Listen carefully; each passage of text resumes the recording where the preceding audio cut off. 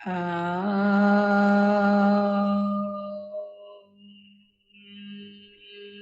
गुरुर्ब्रह्मा गुरुर्विष्णु गुरुर्देवो महेश्वरः गुरु साक्षात् परब्रह्मा तस्मै श्री गुरवे नमः। ब्रह्मानन्दं परमसुखदं केवलं ज्ञानमूर्तिं द्वन्द्वातीतं गगनसदृशं तत्त्वमस्यादिलक्ष्यम् एकं नित्यं विमलमचलं सर्वधी साक्षिभूतं भावातीतं त्रिगुणरहितं सद्गुरुं तं नमामि। ॐ नमो ब्रह्मादिभ्यो ब्रह्मविद्या साम्प्रदायकर्तृभ्यो वंशे ऋषिभ्यो महाभ्यो नमो गुरुभ्यः। सर्वोपप्लवरहित प्रज्ञानघन प्रत्यगर्थो ब्रह्मैवाहमस्मि। अहं पदार्थरहितः सदाशिवसमारभते श्रीमहाविष्णु सूर्ययाज्ञवल्क्य जनकव्याससुखयोगी सान्दीप श्रीकृष्णजगद्गुरुभ्यां शङ्करभगवत्पादाचार्यमध्यमाम् श्रीधर शिवरामाख्य कृष्णदेशिकवराभ्यां मन्मडुपु सुब्बयार्य कोल्लिकोटयार्य गुरुप्रसादरावार्य स्वामी निर्भयानन्दाख्य विद्यासागराभ्याम् अस्मदाचार्यपर्यन्तां वन्दे गुरुपरम्परा। ॐ सहनाववतु सहनौ भुनक्तु सह वीर्यं करवावहै तेजस्विनावधीतमस्तु मा विद्विषावहै। ॐ तत्सत्। ॐ शान्ति शान्ति शान्तिः। श्रुतिस्मृतिपुराणानाम् आलयं करुणालयं नमामि भगवत्पादं शङ्करं लोकशङ्करं। शङ्करं शङ्कराचार्यं केशवं बादरायणं सूत्रभाष्यकृतं वन्दे भगवन्तौ पुनः पुनः। ईश्वरो गुरुरात्मेति मूर्तिभेदविभागिने व्योमवद्व्याप्तदेहाय दक्षिणामूर्तये नमः। हरिः ॐ श्रीगुरुभ्यो नमः। हरिः ॐ। ॐ नमो भगवते स्वामी निर्भयानन्दाय। మనం భగవద్గీత శంకర భాష్యం మొదటి అధ్యాయం అర్జున విషాద యోగం పూర్తి చేసుకుని రెండవది సాంఖ్య యోగంలో మనం 18 శ్లోకాలు మనం అధ్యయనం చేసుకున్నామమ్మా. ఈరోజు 19వ శ్లోకం మనం చూడబోతున్నాం. చెప్పండి అమ్మా సీతాదేవి గారు.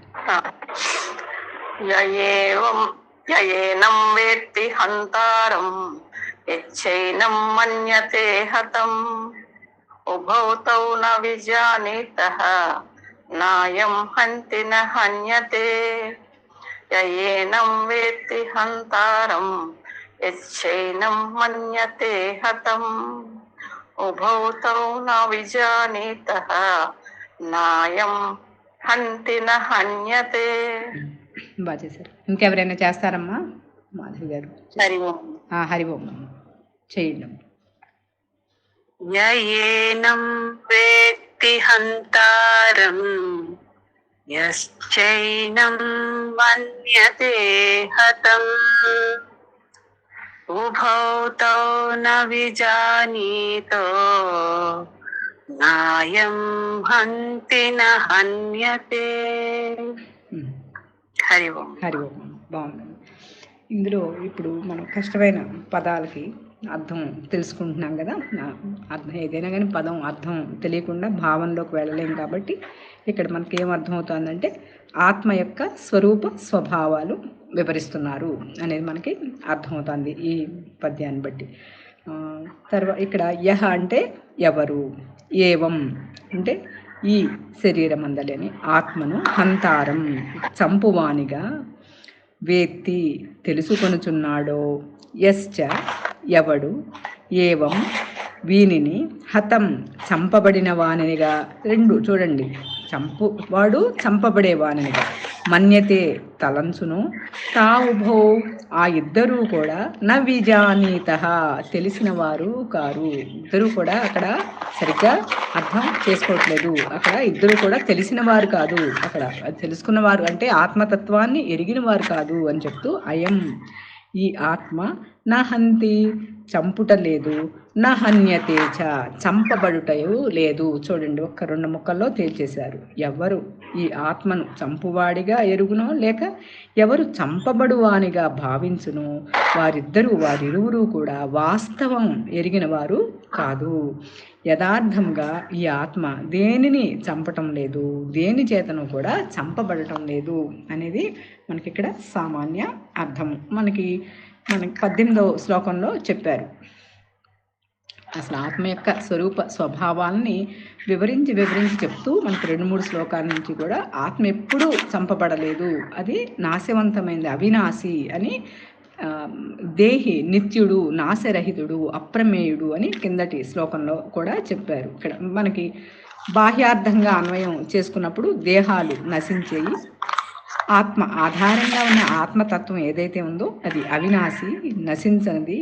కాబట్టి ఎప్పుడూ కూడా ఇక్కడ జ్ఞానయుద్ధంలో అనాత్మ అసత్తు నశించి ఆత్మ మాత్రమే చివరికి వరకు ఉండేది. అక్కడ నశించేది స్థూల సూక్ష్మ కారణ మహాకారణాలు మాత్రమే అక్కడ నశించేది. అది జ్ఞానయుద్ధం చేయమని మనం పూర్వం శ్లోకంలో చూసాము. చెప్పండి అమ్మా సాయిశ్రీ గారు, చూస్తారా? అనగా పైన చెప్పబడిన వివరణను అనుసరించి ఈ ఆత్మను నేను చంపుచున్నాను, నేనే ఈ మరణ క్రియకు కర్తను, మరియు దేహము నశించినందువలన ఆత్మస్వరూపుడునైన నేను నశించుచున్నాను. ఆ విధముగా హనన క్రియారూపమైన ఈ యుద్ధమునందు చనిపోవుట కారణముగా నేను కర్మను అవుచున్నాను, అనగా నేను చంపబడుచున్నాను అని తలంచి పై ఇరువురు అహం ప్రత్యయమున విషయభూతమైన ఆత్మను తమ అజ్ఞానము కారణముగా తెలియజాలక ఉన్నారు. నేను చంపుచున్నానని లేక నేను చంపబడుచున్నానని తలంచు వారందరూ ఆత్మతత్వమును ఎరుంగనటువంటి అజ్ఞానులే. ఏలయన ఈ ఆత్మ వికారరహితమైనది అగుట చేత అది ఎవరిని చంపదు, చంపజాలదు, మరియు చంపబడదు. ఆ విధముగా ఆత్మ హనన క్రియకు కర్తయు కాదు, కర్మయు కాదు, కాజాలదు. అది చక్కగా చెప్తున్నారు. అహం ప్రత్యయానికి విషయభూతం. అహం ఏ నేను అని అందరూ అంటున్నారు, ఏది చెప్పినా కూడా ముందు నేను లేకుండా రాదు కదా. ఆ అహం ప్రత్యయానికి, అహం ఆ నేను అనే దానికి విషయము, దానికి ఆధారము ఆ నేను అనేది ఏదైతే ఉందో దానికి విషయభూతం నేను అనేది ఆ నేనే ఆత్మ. ఆత్మని ఎవరికి వాళ్ళు తన అజ్ఞానం కారణంగా, అజ్ఞానం ఏంటి, ఈ దేహమే నేను ఈ విజయనే అంటే దేహము అంటే మళ్ళీ దేహం ఒక్కటే తీసుకోబాకండి, దానికి సంబంధించిన బంధువర్గం అంతా కూడా, నా పిల్లలు, ఇంకా దాంతో పడి ఉన్నవన్నీ కూడా ఆ దేహం కిందకి అని మనం అర్థం చేసుకోవాలి. ఆత్మను తమ అజ్ఞానం కారణంగా తెలుసుకోలేకపోతున్నారు అనేది స్ట్రైట్గా చెప్పేశారు అవును సత్యాన్ని. ఎవరో దయచేసి మ్యూట్లో పెట్టుకునే ప్రయత్నం చేద్దాము. ఏమంటున్నారు ఇక్కడ, మనం ఈ పంచభౌతిక దేహము ఇది పంచభూతాలతో నిర్మితమైనటువంటి ఈ భౌతిక శరీరమే నేను అనుకోవటం వల్లనే ఈ మరణం. దేనికి మరణం? మనకి ఇప్పుడు మొదటి అధ్యాయం నుంచి కూడా మనకి చెప్తూనే ఉన్నారు, మరణం అనేది దేహానికి ఆధారంగా ఉన్న ఆ శరీరి ఎవరైతే ఉన్నారో ఆత్మ స్వరూపానికి ఎప్పుడూ మరణం లేదు. ఒక చొక్కాని ఏ విధంగా మనం తీసి వేరేది మార్చుకుంటామో అదేవిధంగా ఈ శరీరాలు మారుతున్నాయే కానీ స్వరూపము ఒక్కటే అని చెప్తూనే ఉన్నారు. ఇట్లా ఈ మరణం అనే భ్రాంతి భౌతిక శరీరమే నేను అనుకోవటం వల్ల కలుగుతోంది. ఎట్లా అయితే మనకి కలలో తల తెగిపోతున్నట్లుగా, లేదా ఎక్కడో మనకి దెబ్బ తగిలినట్టుగాను ఏదో ఒక ఇబ్బంది మనకి స్వప్నంలో వచ్చింది కదా. కళ్ళలో వస్తే మనకి ఆ అనుభవం లేదా అనుభూతి, ఆ నొప్పి, ఆ సుఖం కానివ్వండి, దుఃఖం కానివ్వండి, అది మరి ఆ కళలో ఎంతసేపు అయితే ఉంటామో అంతసేపు మనకి ఉంటుంది. అది మనం బాధిస్తూనే ఉంటుంది. అది బాధ కానివ్వండి, సంతోషం కానివ్వండి. అదే సంతోషపడే అంశం అయితే లేవగానే అందరికీ మనం నాకు ఇలా వచ్చింది ఇట్లా అని, అది క్షణికమే అయినప్పటికీ, అది నిజము కానిదైనప్పటికీ కూడా పదే దాన్ని మనం మళ్ళీ దాన్ని విశేషంగా చెప్పుకుంటాం. అది ఎప్పటి వరకు ఉంది? అది నిద్ర లేచే వరకే ఉంది, అంతే కదా. ఆ కళలో జరిగిన అనుభవం ఏదైనా కానీ, అది సుఖ దుఃఖ రూపమైనటువంటి ఏదైనా కావచ్చు కదా కళ. ఆ కళలో జరిగిన సంఘటన అనేది ఒక భ్రాంతి, కానీ దాని వలన కలిగిన నొప్పి అనే అనుభవం మాత్రం మనం నిద్రలేచి ఆ భ్రాంతిని పోగొట్టుకునే వరకు బాధిస్తూనే ఉంది. అవునా కాదా? చాలాసార్లు అనుకుంటాం, ఏదో గొంతు నొక్కేసినట్టు అటువంటి అనుభవాలు ఏదైనా ఉన్నప్పుడు లేవగానే అమ్మో ఇదంతా కళ, నిజం అనుకుంటాం కదా. అలాంటి సంఘటనలు, అలాంటి స్వప్నాలు మనకి ఎన్నోసార్లు మనకి అనుభవమే. దాన్ని మనం ఎట్లా తీసుకోవాలి? అలా ఈ జగత్తంతా కూడా స్వప్నతుల్యము, ఈ దేహమే లేదు అనుకున్నప్పుడు ఇది కూడా అలాంటి కళ లాంటిది అని తెలుసుకోవాలి అని ఇక్కడ మనం అర్థం చేసుకోవాలి. ఆ భ్రాంతి పోగొట్టుకునే వరకు బాధిస్తూనే ఉంది ఆ బాధ. అదేవిధంగా మనం ఈ శరీరమే అనే భ్రాంతిలో మనం ఆ మరణానికి ఎందుకు మరణ భయం, అసలు ప్రతి భయానికి వెనక ఉన్నది ఆ మరణ భయమే. ఆ మరణ భయం అనుభవించి ఉంది కదా అనుభవంలో, అసలు ఆ భయానికి కారణమే ఆ మరణ భయం అన్నమాట. అది ఆ మరణానికే భయపడతాడు. కాబట్టి జ్ఞానోదయం అయిన జీవులకు ఎవరికైతే ఈ భ్రాంతి తొలగిపోతుందో, ఈ దేహేంద్రియ మనోబుద్ధులకి ఆధారంగా ఉన్న విలక్షణమైనటువంటి స్వరూపాన్ని, ఆత్మతత్వాన్ని నేను అని ఎవరైతే, అదే జ్ఞానోదయం అంటే, వారికి ఆ మరణ భయం అనేది ఇంకా లేదు. అందుకు మరి స్వామి మనకి ఎన్నో బోధనలో చెప్తూ ఉంటారు, చిన్న నిద్రకే సాక్షిగా లేనివారు పెద్ద నిద్రకి ఎలా సాక్షిగా ఉంటారు. అందుకని నిద్రలోనే ఉంది అతి భద్రమైన విద్య, అతి గోప్యమైన విద్య నిద్రలోనే ఉంది అసలు రహస్యం అంతా అని జిల్లెళ్ళమూడి అమ్మగారు కూడా వారి బోధలు, వారి రచనలు, వారి గ్రంథాల్లో కూడా మనం చూస్తాం అన్నమాట.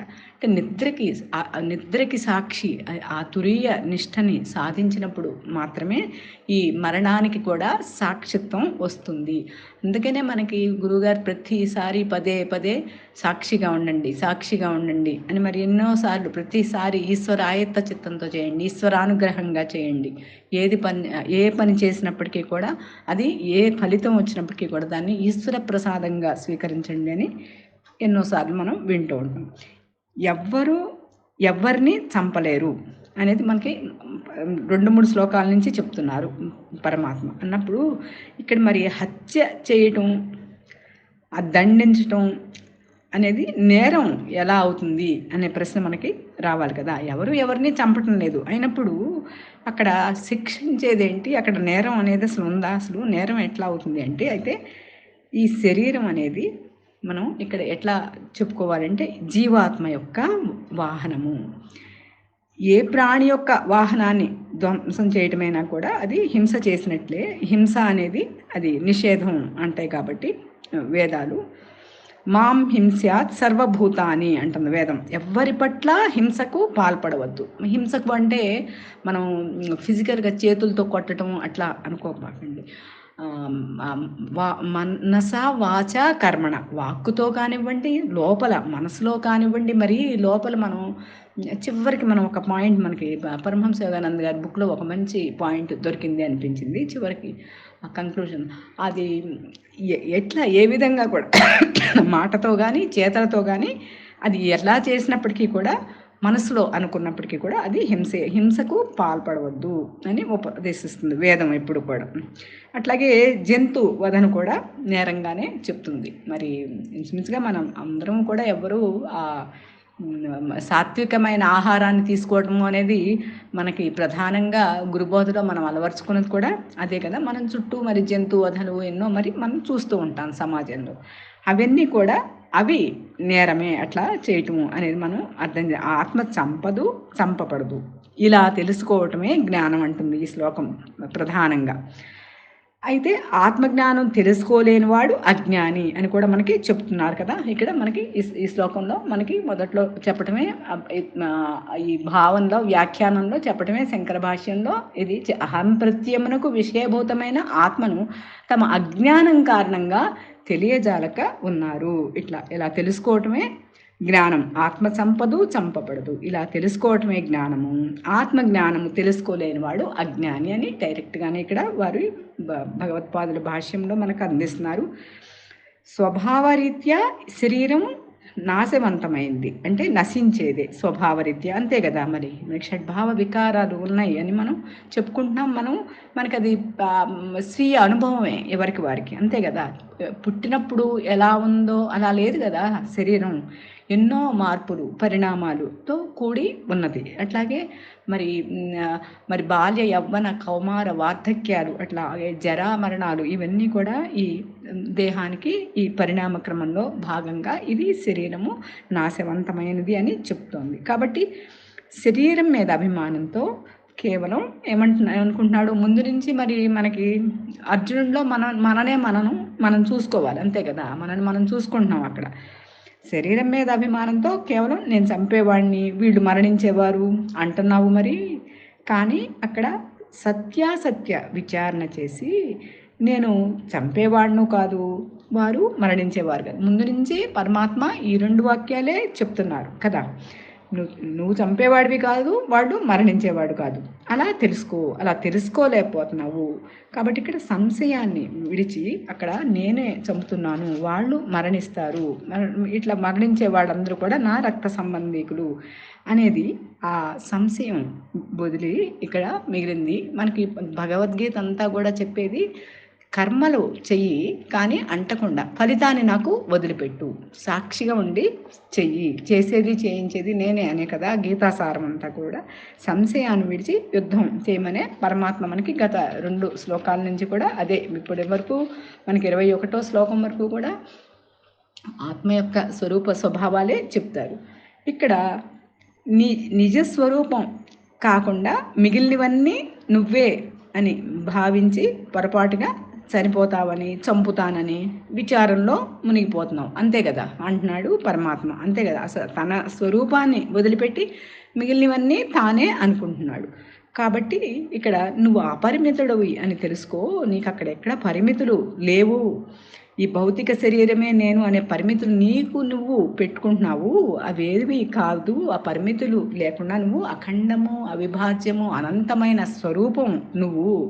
నీ స్వరూపం అది సహజము. కానీ ఈ ఈ దేహము దీనికి సంబంధించిన మిగిలిన అటాచ్‌మెంట్స్ లేదా తాదాత్మ్యం లేదా సంబంధాలు నువ్వు ఏవైతే పెట్టుకున్నావో అవన్నీ కూడా భ్రాంతి అని తెలుసుకో.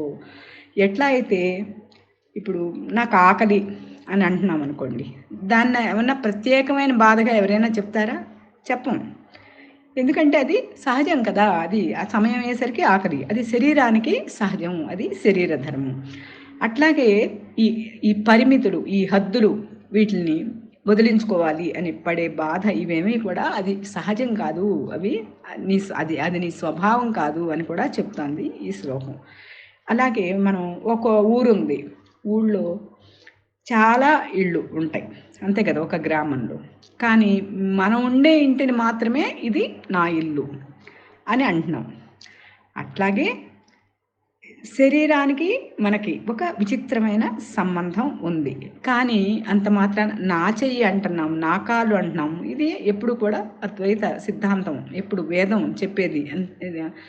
నా చెయ్యి నా కాలు అంటున్నావు అని అంటే దానికి ఆధారంగా ఆ నా అనేవాడు, నేను అనేవాడు ఇక్కడ అదే కదా చెప్తున్నారు. అహం ప్రత్యయమునకు విషయభూతమైన ఆత్మను తమ అజ్ఞానం కారణంగా తెలియజాలక ఉన్నారు. కానీ ఈ శరీరమే నేను అని చెప్పటం మాత్రం కుదరదు. కాబట్టి నా ఇల్లు నేను అనేది ఎలా కుదరదో, నా ఇల్లే నేను అని చెప్పగలమా? నా ఇల్లే నేను అంటామా? అది కరెక్టేనా? ఆలోచించండి.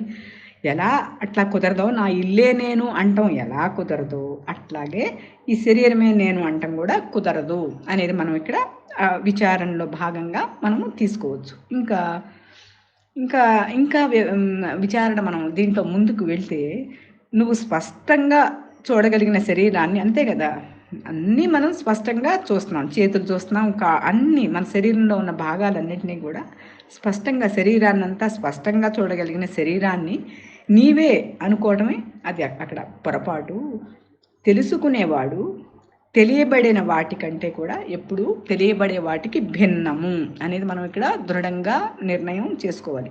తెలుసుకునేవాడు తెలియబడే వాటన్నిటికంటే కూడా భిన్నము, తెలియబడే వాటికి వేరై ఉన్నాడు, వేరుగా ఉన్నాడు కాబట్టి తెలుసుకునేవాడు అవుతున్నాడు. వాడు ఒక వేరుగా ఉన్నాడు కాబట్టి తెలుసుకుంటున్నాడు. కాబట్టి ఇక్కడ మనతో ఉన్న మనం దేహము, దాంతో ఉన్న అటాచ్మెంట్స్ అనుకున్నాం, సంబంధ బాంధవ్యాలు, ఇవన్నీ కూడా ఈ బాహ్య ప్రపంచంతో నీకుండే సంబంధాన్ని తెలుపుతాయే కానీ అవేవి నీవు కాదు. మరి ఇక్కడ అక్కడే కదా వచ్చింది తగాదా. మరి వాళ్ళని నేను ఎలా చంపను, నా రక్త సంబంధికులు, అక్కడే కదా వచ్చింది అసలు ఇక్కడ తగాదా.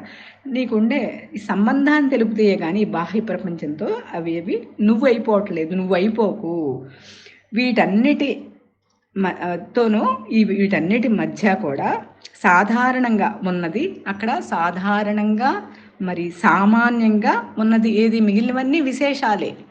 సామాన్యంగా ఉన్నది అక్కడ నేను ఒక్కటే అని అర్థం చేసుకోవాలి. అంటే తెలుసుకునే విషయాలకి సంబంధించినంత వరకు ఆ తెలుసుకునే వ్యక్తి సంబంధాలు చూడండి. ఇక్కడ జాగ్రత్తగా మనం ఆ తెలుసుకునే వ్యక్తి, తెలుసుకునేవాడు ఆ చుట్టూ తనతో ఉన్న అటాచ్మెంట్ సంబంధాలు తీసేస్తే మిగిలేది అక్కడ ఏంటి? తెలుసుకునే తెలివి. ఆ తెలివి రూపుడు అనగా అని మనకి మంగళహారతులు కూడా వస్తుంది. తెలివి రూపుడు, తెలివి, ఆ తెలుసుకునే తెలివి మాత్రమే. తెలివికి ఇక్కడ ఏ లక్షణాన్ని ఆపాదిస్తామో మనకి తెలివికి లక్షణరీత్యా తెలుసుకోవటానికి వీలవుతుందా? ఒక్కసారి మీరు ఆలోచించినట్లయితే తెలివికి ఏ లక్షణాన్ని చెప్పగలమా? తెలుసుకునేదిగా ఉంది, తనకి తానుగా ఉంది, అంతే కదా. ఇక్కడ ఏమంటున్నారు? ఇక్కడ అహం ప్రత్యయమునకు విషయభూతము అంటే దానికి ఏ లక్షణాన్ని మనం చెప్తాము? ఏ లక్షణాలు చెప్పలేము. కాబట్టి అది ఒక్కటి తనకి తానుగా అభిన్నంగా అఖండంగా దేంతోనూ పోల్చడానికి కూడా వీలు కాకుండా అఖండంగా ఉంది. ఎట్లా అయితే మనము సముద్ర తరంగం అంటే అల తెలుసు కదా మనకి, ఆ అల స్వభావం నీరు ఎలాగో ఆ తెలుసుకునే వ్యక్తి యొక్క స్వభావము స్వరూపము కూడా ఆ తెలివి మాత్రమే. దానికి ఆధారంగా ఉన్న తెలివిగా మనం అర్థం చేసుకోవాలి. ఇప్పుడు ఇదే చిత్తు చైతన్యము. ఈ చిత్తు అనబడే తెలివికి ఆ నేనుకు రూపము లేదు. అది అవాంగ్మానస గోచరము అని చెప్తుంది శాస్త్రం, ఉపనిషత్తు కదా. కాబట్టి ఈ చిత్తు అనబడే తెలివికి ఆ నేనుకు రూపం లేదు, కాబట్టి ఇది ఇలా ఉంది అలా ఉంది అనేది చెప్పలేము. మనకి గురువు గారు చెప్తారు, గురి గుర్తు. ఒక ప్రాంతానికి వెళ్ళాలంటే మనం జీపీఎస్ పెట్టుకుంటున్నాం, గుర్తులతో వెళ్తున్నాం అంతే కదా. మరి అక్కడ మనకి బోర్డులు అవి కనిపిస్తాయి. ఇంకా అట్లా వెళ్ళినప్పుడు ఇది హైదరాబాద్, ఇది విజయవాడ. మరి మనకు హైదరాబాద్ వరకు టార్గెట్ పెట్టుకున్నప్పుడు మధ్యలో ఎన్నో మజిలీలు మనకి తగులుతాయి. కానీ మీ లక్ష్యం మీరు హైదరాబాద్ ఎక్కడైతే ఉందో అక్కడికే వెళ్తారు, కానీ మధ్యలో ఆగిపోవట్లేదు కదా. అట్లా ఇలాంటి చిన్న చిన్న భ్రాంతులకి చిక్కిపోయి మధ్యలో ఆ భ్రాంతి మయం చేసుకోకండి. మానవ జీవిత అసలు మానవ జన్మ వచ్చిన లక్ష్యమే స్వరూప జ్ఞానాన్ని తెలుసుకోవటము. కాబట్టి తప్పకుండా ఆ స్వరూప జ్ఞానంలో నిలకడ చెందటానికి, ఆ తెలివిని పట్టుకోవటానికి, ఆ తెలివిలో స్థితం అవటానికి అక్కడ ప్రయత్నం చేయాలి అని. ఈ చిత్ అనబడే తెలివికి ఆ నేనుకు రూపం లేదు కాబట్టి అక్కడ ఇంకా ఒక చోట ఉంది మరొక చోట లేదు అనటానికి కూడా లేదు. అది సర్వే సర్వత్రా వ్యాపకంగా ఉన్న తత్వంగా కూడా అని మన తత్వంగా ఉన్నది అని కూడా అర్థం చేసుకోవాలి. అందుకే ఇక్కడ చెప్తున్నారు, ఏ వికారాలు లేని నిర్వికారి ఆత్మ. నిర్వికారం అని ఎట్లా తెలుస్తుంది అంటే ఈ తర్వాత 20వ శ్లోకంలో నిర్వికారము అనేది ఎలా మీరు దాన్ని చెప్పగలరు దాన్ని అని అడుగుతున్నాడు. ఆ ప్రశ్నకి ఆ తర్వాతది ఇప్పుడు ఇందాక మనం అనుకున్నాం కదా, ఒక బుక్లో అక్కడ ఏం రాశారు అంటే కంక్లూషన్ ఈ శ్లోకానికి, ప్రతి ఆలోచన అలాగే ప్రతి రూపము కదలిక, ఇంకా ఈ దేశ కాలాలలో ఏది వచ్చినప్పటికీ కూడా ఆకాశిక్ రికార్డ్ అంటారు ఆయన. ఇప్పుడు ఆకాశిక్ అక్కడ రికార్డ్ అయిపోతుంది. ఆ దేశ కాలాల్లో ప్రతి ఆలోచన, ప్రతి కదలిక, ప్రతి రూపము కూడా అక్కడ ముద్రించబడుతుంది. ముద్రగా శాశ్వతంగా రికార్డు అయిపోతుంది. కాబట్టి అది కర్మ రూపంగా అది ఆ ఫలితాన్ని తప్పనిసరిగా తర్వాత అనుభవించవలసిందే. ఎవరైతే ఈ ఆత్మజ్ఞానాన్ని అంటే ఆ స్వరూపాన్ని, ఆ స్వరూప జ్ఞానంలో మేల్కొన్నారో వాళ్ళు మరలా మళ్ళీ తిరిగి రావాల్సిన అగత్యం లేకుండా ఆత్మే తాను, ఆత్మస్వరూపం తాను ఆత్మస్వరూపుణ్ణి అని తెలుసుకున్నవాడు. ఆ బుక్ ఇంగ్లీష్లో ఉంటుంది అనమాట. దాన్ని జాగ్రత్తగా ట్రాన్స్లేట్ చేస్తే అలా వచ్చిందనమాట. జాగ్రత్తగా ట్రూ ట్రాన్స్లేషన్ అనేది మనకు కూడా కొంచెం కష్టం అవుతుంది కదా. దాంట్లో అలా చెప్పారనమాట వారు. ప్రతి ఆలోచన, రూపము, కదలిక కూడా దేశకాలాల్లో శాశ్వతంగా ముద్రగా ఏర్పడుతుంది. ఎవరైతే తన ఆత్మస్వరూపుణ్ణి అని ఆ స్వరూప జ్ఞానంలో మేల్కొన్నవాడు ఎవరైతే ఉన్నాడో అతడు మళ్ళీ తిరిగి రాని ఆ స్వరూపమే తానుగా మిగిలిపోతాడు, కానీ మరలా కిందికి దిగి రాడు అనేది స్పష్టంగా చెప్పారనమాట. ఇది చిన్న శ్లోకమే అయినప్పటికీ దాంట్లో చక్కటి అర్థాన్ని, సాధనని కూడా చెప్పారు. అహం ప్రత్యయమునకు విషయభూతమైన ఆత్మను తమ అజ్ఞానం కారణంగా తెలియజాలక ఉన్నారు. కాబట్టి ప్రతి సాధకుడి యొక్క లక్ష్యము ఏంటి అంటే ఆ అహం ప్రత్యయమునకు విషయభూతమైన ఆత్మను, ఆ తెలివి స్వరూపమే తాను అని అక్కడ ఆ అజ్ఞానాన్ని, అజ్ఞానం నుంచి విడుదల చేసుకుని తనని తాను విడుదల చేసుకుని జ్ఞానంలో, తాను ఆత్మస్వరూపుణ్ణి అనే జ్ఞానంలో మేల్కోవాలి. నేను చంపుతున్నాను లేక నేను చంపబడుతున్నాను అని తలిచే వాళ్ళందరూ కూడా, అలా భావన చేసే వాళ్ళందరూ కూడా, అంటే ఇక్కడ ఈ ఒక్కటే కాదు, ఏ పని అయినప్పటికీ కూడా నేను చేస్తున్నాను అని భావించేసి తలచే వాళ్ళందరూ కూడా వాళ్ళందరూ అజ్ఞానులే. వాళ్ళెవ్వరూ కూడా ఆత్మ యొక్క స్వరూప స్వభావాన్ని ఎరగని వాళ్ళే. కానీ ఈ ఆత్మ అక్కడ ఏ వికారాలు లేని వికారరహితమైనది, అది అవికారి. కాబట్టి ఎవరిని చంపజాలదు. ఇవన్నీ కూడా మీ భ్రాంతులు, మీ అజ్ఞానము. చంపజాలదు, చంపదు, చంపబడదు. అక్కడ ఈ త్రిపుటిని కూడా తీసేశారు. ఈ విధముగా ఆత్మ హనన క్రియకు కర్త కాదు, కర్మ కాదు. ఇప్పుడు కాకపోవటమే కాదు, మరి ఎప్పుడు భవిష్యత్తులో కూడా కాజాలదు అని స్పష్టంగా ఇక్కడ మళ్ళీ దానికి అనుమానమే లేకుండా నిస్సందేహంగా నిర్ణయం చేసి చెప్తున్నారు భగవత్పాదులు అని మనం ఇక్కడ అర్థం చేసుకోవాలి. ఈ శ్లోకానికి మరి ఇంతవరకు అందిందమ్మా. తర్వాత మనం పరిభాషా వివరణ చూద్దాం.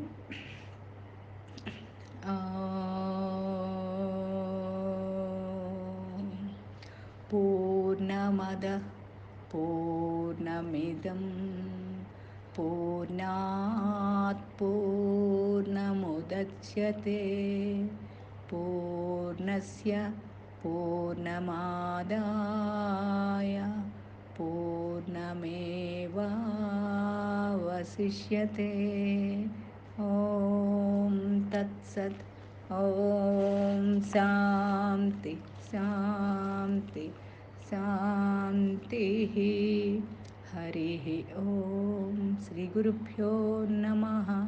హరి ఓం. ఓం నమో భగవతే స్వామి నిర్భయానందాయ.